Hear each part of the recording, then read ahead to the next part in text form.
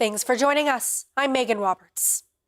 We begin tonight in Nunavut, where a former Catholic priest who abused children in the territory in the 70s and 80s has learned his fate. This is the fifth time Eric de Jager is being sentenced for his crimes. TJ Deer reports. With his head down and jacket hood hiding his face, Eric de Jager left the courthouse with his sentence. The 77-year-old will spend the next 6 years behind bars. He pleaded guilty to 7 counts of indecent assault last week. An additional charge was added, but 2 others were rescinded by the Crown. De Jager's victims were between the ages of 4 and 9. In a courtroom packed with victims, family, and supporters, de Jager spoke briefly before the judge delivered his decision. He asked for forgiveness and says he's changed after having lots of time to think.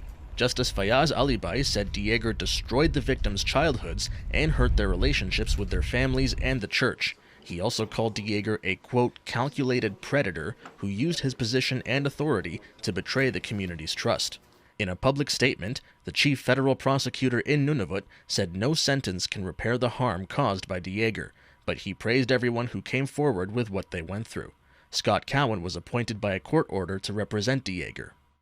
His judgment sent a powerful message while crafting a sentence that was tailored to the unique circumstances of an offender who is 77 years old and has already spent 14 years in custody.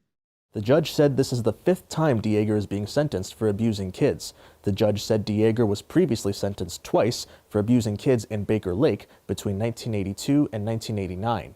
De Jager was also sentenced to 19 years and another 5 to be served concurrently for abusing kids in Igloolik and Edmonton. TJ Deer, CBC News, Iqaluit. Quebec's Crown prosecutors will not press charges against Nunavik police after the death of a woman in police custody in 2023. The decision comes after an investigation by Quebec's police watchdog, the BEI. A woman died of acute alcohol poisoning in Inukjuak while in a holding cell. She had been arrested for public intoxication. The prosecutor's report says she lost consciousness in her cell without police noticing. Police procedures say someone must check in on the cell every 15 minutes. The report says it's not clear whether checks occurred with that frequency. It also says she hadn't been thoroughly searched before being put in the cell. And when authorities tried to resuscitate her, they found a bottle of alcohol. The prosecutor's office says there's not enough evidence to show negligence. A man in Clyde River, Nunavut is facing charges for allegedly uttering death threats. Nunavut RCMP issued a shelter-in-place notice on Tuesday morning after receiving reports of a distraught man with a firearm. The man was threatening to shoot police. RCMP negotiated with him, and he surrendered and was taken into custody after about an hour and 15 minutes.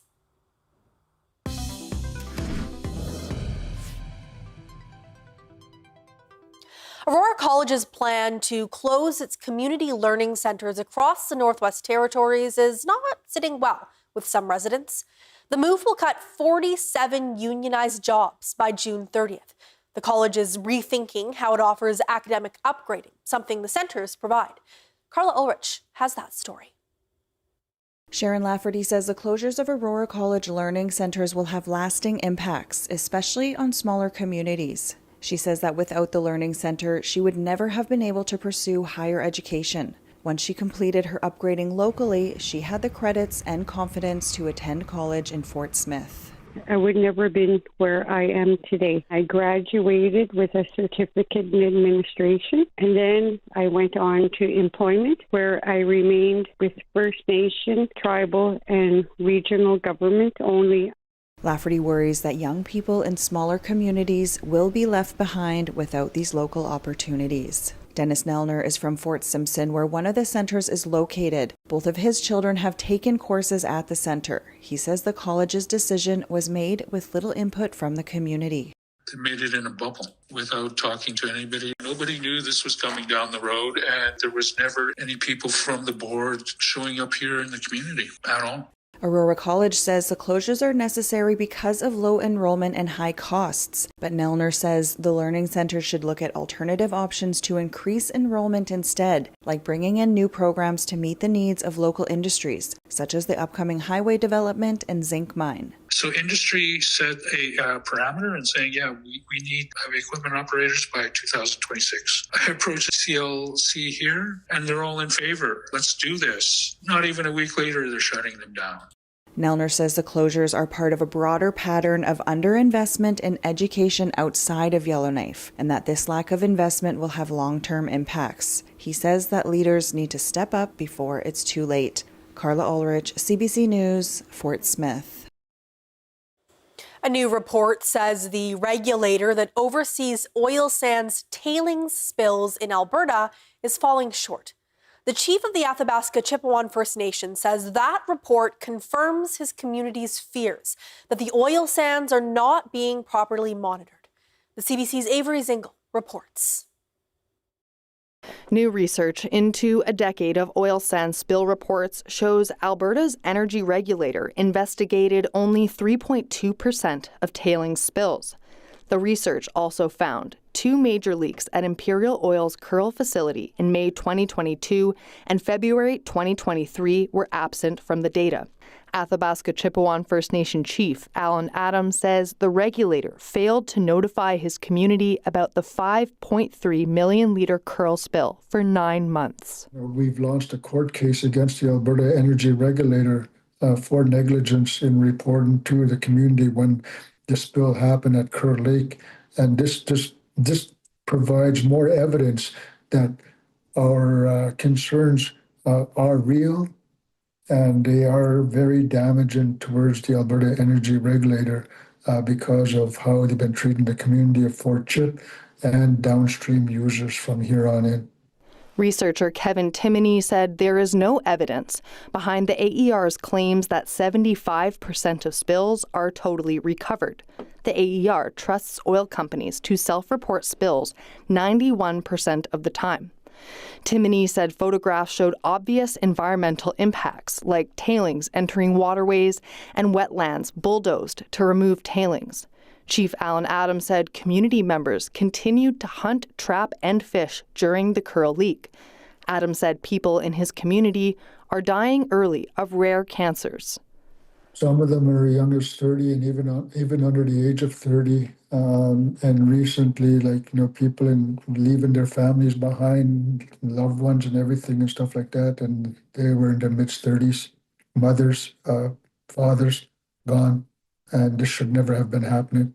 You could understand with the improper regulations and everything, why did this go undetected within our own community itself when we have energy regulators that were supposed to protect us from harmful materials that are coming to our drinking water that's being given to the community members, which are telling us your water is safe to drink, but we find out that our lakeshore is contaminated with residues of petroleum. Keepers of the Water Executive Director Jesse Cardinal said the company was previously fined $50,000 for the Curl spill. It was not until January 17th this year that the regulator laid 9 charges against Imperial Oil. The AER is an example of a failed system. It doesn't need just a new board. It doesn't need a new CEO. It needs a complete dismantling and building of a new system. The Alberta Energy Regulator declined CBC's request for an interview. The regulator said in an email, companies are responsible for reporting spills, and the AER has enforcement tools like fines and charges to deal with offenders. Avery Zingle, CBC News, Yellowknife. The date of Donald Trump's threatened tariffs is just about here, and today there was no walking back that threat. Trump said he does plan on hitting Canada with a 25% tariff starting on Saturday. Ashley Burke has the latest on Canada's efforts to stop that from happening. It's a show of force for an audience of one. Canada trying to convince Donald Trump the border's secure, this time with new Black Hawk helicopters and talks about arrests. The RCMP has successfully charged a few human smugglers, and as we speak, there are more files being reviewed by the prosecutor. Tariffs on Canada and Mexico, 25%. That's coming on Saturday? That's coming on the 1st, Saturday. The U.S. president once again today threatening 25% tariffs on Mexico and Canada. Because we have very big deficits with those countries, those tariffs may or may not rise with time. He also reiterated that it's because of human smuggling and fentanyl he says is entering the U.S. from both countries.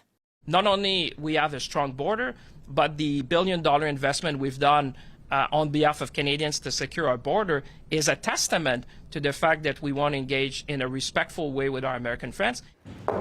With the clock ticking, ministers are in D.C. trying to stop the tariffs, and contingency plans are underway back home in case they can't. The government of Canada is prepared. The government of Canada will retaliate. The government of Canada will protect workers. Some mayors of border towns calling on Canadians to help too by boycotting American goods.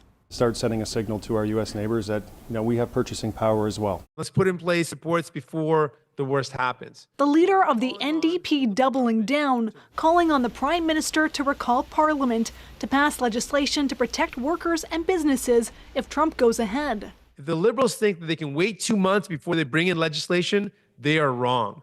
That would allow workers to suffer for 2 months. Government sources say there's no plan to recall Parliament early, but that Ottawa is working on a multi-billion-dollar relief package. The Prime Minister is expected to meet with the Canada-U.S. Council tomorrow to prepare for whatever Trump does next. Ashley Burke, CBC News, Ottawa. Canadian farmers are among those bracing for steep U.S. tariffs. It's an industry that relies heavily on U.S. exports. The CBC's Cameron McIntosh has that part of the story. Manitoba is one of Canada's biggest hog producers. Millions are shipped and processed in the United States. We sell actually all our pigs into the U.S. market. John Nichols sends a truck each week. So yeah, tariffs make him nervous. We obviously don't want it. Nobody really wants this or needs it. Pigs don't just stop growing, so it's either sell or slaughter them. Like poultry and beef, Canada is just too small to consume all the meat it produces. We would have to cut back our production or, worst case scenario, shut down the farm. Similar worries for Colin Penner. He grows grains bound for the U.S. Usually this time of year, he's focusing on his equipment. Right now, it's Donald Trump. Even as Trump was elected in November, we said we better get our fertilizer home because something might go silly. We've locked in interest rates for the next 4 years. Agriculture and agri-food account for 7% of Canada's GDP. 1 in 9 jobs, about 2.3 million people. 60% of our agriculture exports go to the U.S. This economist wonders how much tolerance Americans may have for rising prices. Those prices are going to go up.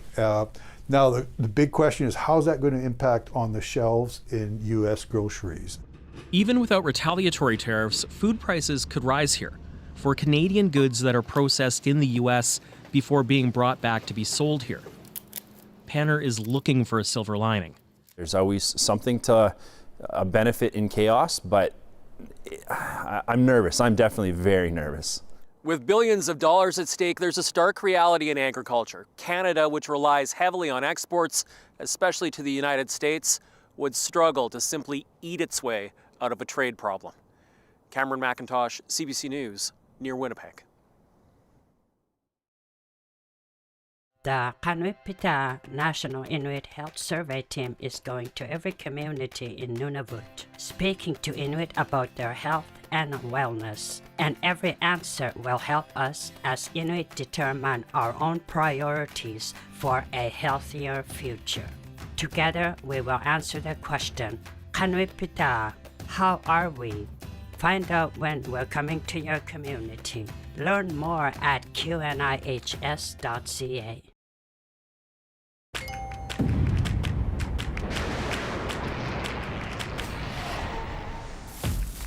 I've never seen anything like this before.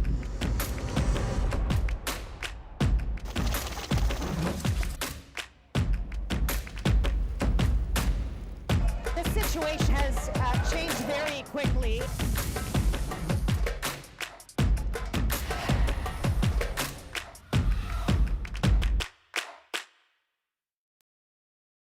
Your once stolen vehicle in West Africa. Jumped in a car and then off they went. I want my truck back. 300% increase in auto theft. 300%. It's organized crime, well financed. They are selling vehicles that are insecure. They're working on it. We hear that from a lot of automakers. Yeah. We think we found your car. Oh my goodness.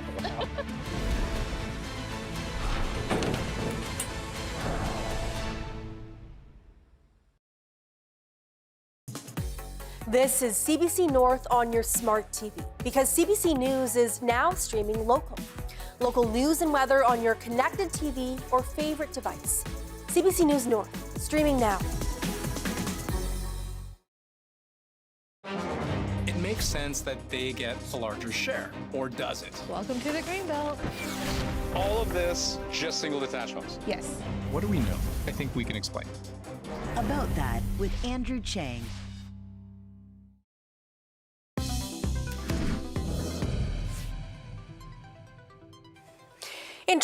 Introductory courses in Inuktitut will soon begin in Ottawa schools.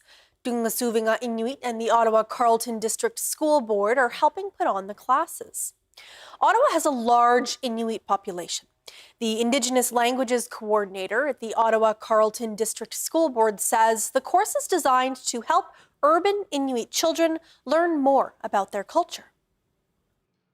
You know, it's a real pride for me because I get to see something that is like historically, a really big event that's taking place within Ontario and the education department. And so I see it as something I want to uplift and see celebrated in the Inuit community. The courses will also provide access to the land and cultural teachings. Organizers hope to offer the course to non-Inuit in the future. It's something Whitehorse cyclists have wanted for 8 years. Now, as a part of the city's proposed operating budget, 2 paved trails will be plowed throughout the winter. The project will operate under a 2-year pilot program. One trail follows Hamilton Boulevard. The other connects that trail with the Hillcrest neighborhood. Philippe Morin lives in the Ingram neighborhood. He says this will make the streets safer for everyone. It's not just that cars could come into my lane, is that maybe I would end up going into their lane by accident. What if I swerve unexpectedly? It's just so much more comfortable to have your own protected lane. It's ideal to have it that way. And I know I don't in that specific route, but I see people with children there going back and forth to the schools. So I think the cycling community will really appreciate it. The proposed budget also includes more money for plowing roads. The city plans to make an enhanced snow clearing pilot project that will cost $307,000 this year. A public hearing on the operations budget is scheduled for February 10th. A new documentary is premiering tonight in Whitehorse. In it, a team of Yukon rock climbers attempt to be the first to scale Radlett Peak. Last year, John Sargentson won a territorial grant to try the first ever ascent of Radlett Peak. He won just under $19,000. Sargentson and 3 other climbers attempted the difficult journey on one of the most striking mountains in southern Yukon, and they made a documentary about it. The route and the film are called Crystal Towers. It's a big peak. It's got a lot of exposure on it, and the weather wasn't the greatest. Like lots of wind, which always kind of like pierces you in the heart when you're up high on something and it's blowing windy on you. So, yeah, it was both a great learning experience and definitely scary at times.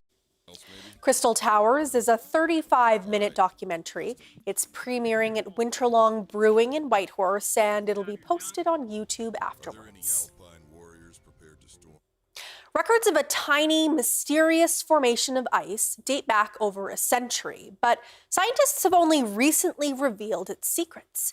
It's called hair ice, and it forms in a very special way. The CBC's Darius Madavi takes a close-up look at the winter phenomenon. Have you ever been wandering in the woods and come across something that seemed to defy explanation? That's how I felt the first time I came across hair ice.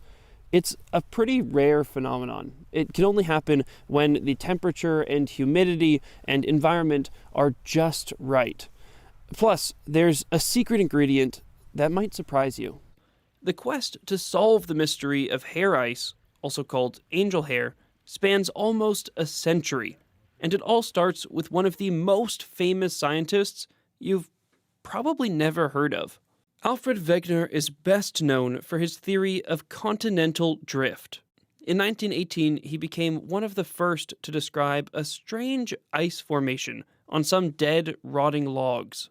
And he noticed that the wood where this ice formed also hosted some delicate, cottony fibers, a fungus. Looking back, this may not seem like a mystery that should have taken a century to solve. But consider how difficult this ice is to study. It is only reliably found between 45 and 55 degrees latitude. It typically forms on humid winter nights, since the temperature has to be just below freezing and there needs to be some moisture in the air. And it can only form on dead wood, but not bark, where the E. effusa fungus lives, as the initial layer of ice draws water out of pores in that rotting wood. The fact that it can form at all is a scientific wonder. Normally, you would expect the ice crystals to restructure themselves into a more stable shape, especially at temperatures close to zero. So researchers think the fungus plays a key role, both shaping the ice and providing some kind of antifreeze, which prevents recrystallization. So next time you're out exploring and you spot something cool, take a minute and have a closer look. Who knows? You might just kick off the next century-long mystery. Darius Mandavi, CBC News, Vancouver. As far as long shots go, this is one of humanity's longest. A mission that involved sending a spacecraft to an asteroid 300,000 kilometers away and not only touching down on alien surface, but then bringing back samples to Earth. Anand Ram has more on what scientists found and how Canada played a role. You ready to see the results of the mission? Leave it to NASA to get people excited about a bunch of rocks, but these are no ordinary ones. They came from here, the small asteroid Bennu. And the mission to go there years ago wasn't just for observation, but extraction, touching down to flick up samples and bringing them back to Earth. Now, the patience of mineralogists like Kim Tate have uncovered just what's in those rocks. There is a lot of organics, which we expected, but these organics were actually forming in a very salty, briny water, which we didn't expect at all.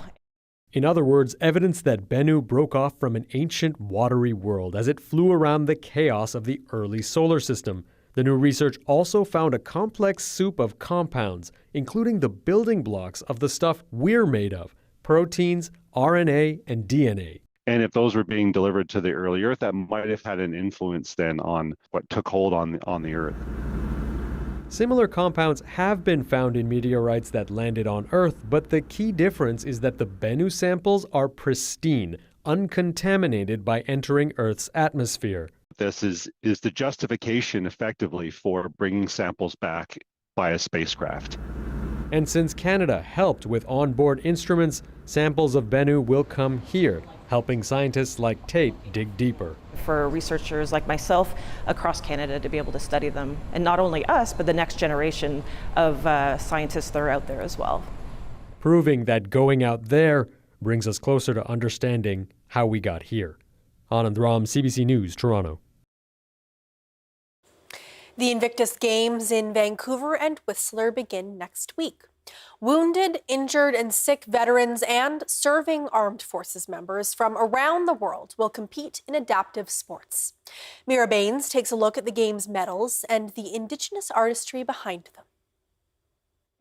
Designing the medals for military veterans in the upcoming Invictus Games has been a labor of love for lead designer Levi Nelson with the Lil'wat Nation. These designs, they're native to this area and my traditional territories, but they're going to go around the necks of like soldiers and warriors who fought for peace and fought for, to protect us. And I think taking these home to their own home countries is I'm speechless. Each design element from the Coast Salish peoples is meant to connect with athletes on their healing journey. The ancestral eye offers protection. The triangular and the wave patterns that go back to our wool blanket designs. He says the wool blanket design is symbolic of ancestors and loved ones wrapping their arms around you. The opening ceremony of Invictus Games in Whistler and Vancouver is coming up on February 8th. The Games were founded about a decade ago by Prince Harry, Duke of Sussex.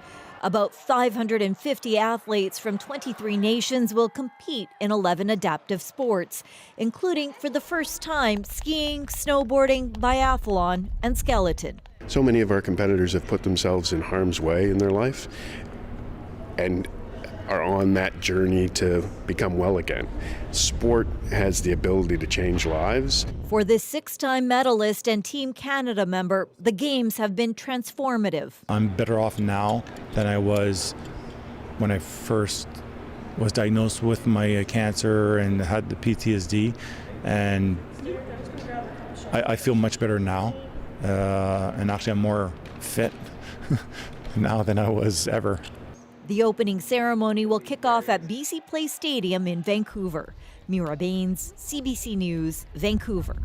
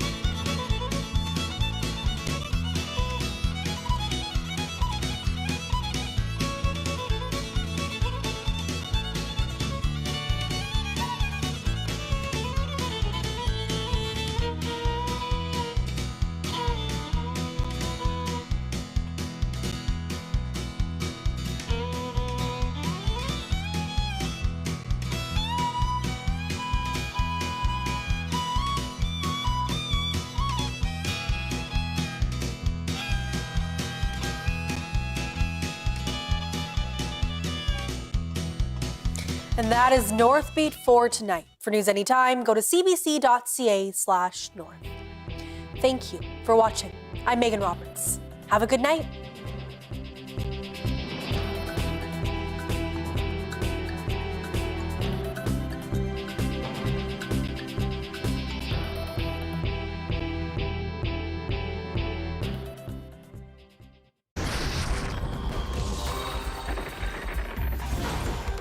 How can any of this be fair? Now you might think, hey, we just need more doctors, but that's not really it. Russian scheme here. Shows you where it starts, where it ends. Were you really willing to risk that job? Yes. At Thunder Bay's favorite festival, Wake the Giant. Ta-da! There it is. Stream anytime. CBC News. This is CBC North on your smart TV because CBC News is now streaming local. Local news and weather on your connected TV or favorite device. CBC News North, streaming now. I'm such a fan of this show. Listen to the podcast, Q with Tom Power. The story itself is so unbelievable. The industry wasn't set up for me to thrive in. The presence I feel now is not something that I believed to be possible in the past. So many people thought I couldn't do it. They doubted me. I felt like I ripped my whole heart out. I didn't realize how formative 25 to 30 would be. I have to kind of repress my own self-doubt. You're one of my favorite interviewers, so I was pumped. Get out of here. Q with Tom Power. Available now on CBC Listen or wherever you get your podcasts. Being Black in Canada, a space for news, documentaries, arts, and more, celebrating a uniquely Canadian perspective on Black issues, with the cultural moments that matter to Black Canadians. Visit cbc.ca/beingblack in Canada.